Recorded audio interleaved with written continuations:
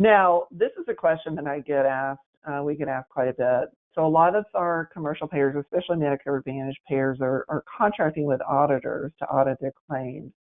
So the denial is actually issued by the auditor and not technically by the payer themselves.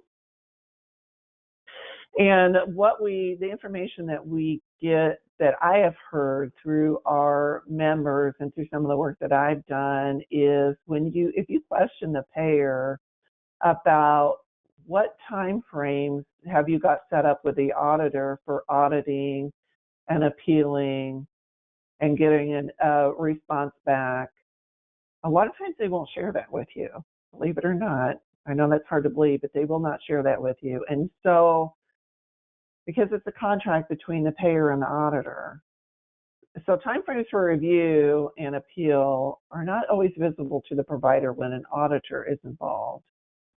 An auditor may offer, once they've denied your claim, very short timeframes for appeal. They might say you have 30 days to appeal, as opposed to 18 months for Humana Medicare Advantage. They may offer multiple levels of appeal that have to go back to the auditor. They may offer you 1, 2, 3, 4 levels of appeal back to the auditor, not to the payer. So what time frame do you abide by? Do you abide by the auditor's time frames or by your contracted or provider manual time frames?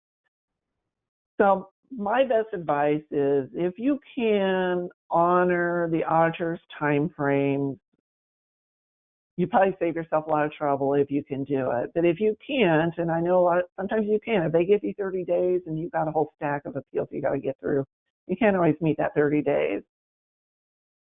I would recommend that you hold payers accountable for the auditing, or hold the auditors accountable. I probably shouldn't have said payer. Hold the auditors accountable for the auditing rules that are in the contract or the payer manual.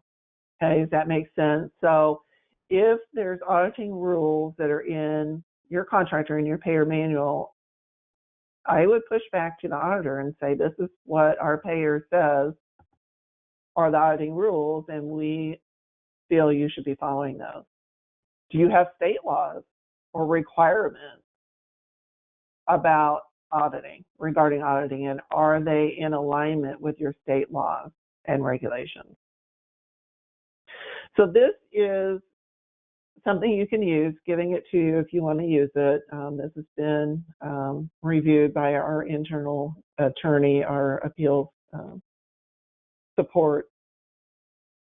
And it states that if you want to appeal back to the auditor and say, this is not what our contract says, this is not what the provider manual says as far as timeframes, you can use this language or something similar to this language that says, hey, we got a denial, we include an appeal submission timeframe. Oh, you included an appeal submission timeframe that was in conflict with the terms of our agreement. The agreement is subject to principles of contract interpretation regarding clear and unambiguous terms, such as the payer's appeal process and timeframe. We dispute the appeal submission timeframe provided by you in the denial letter, and we submit this appeal pursuant to the submission timeframe established under our contract. And you are obligated to act in good faith to effectuate the prompt, fair, and equitable settlement of the claims pursuant to our state insurance law, and then you can cite your state insurance law.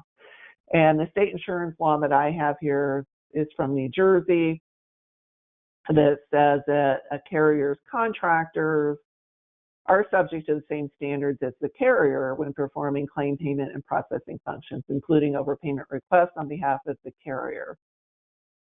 So anytime they use the word carrier in their regulations, they mean the carrier, which is the payer, and its relevant contractor. So essentially saying that they have to act in the same way that the payer would.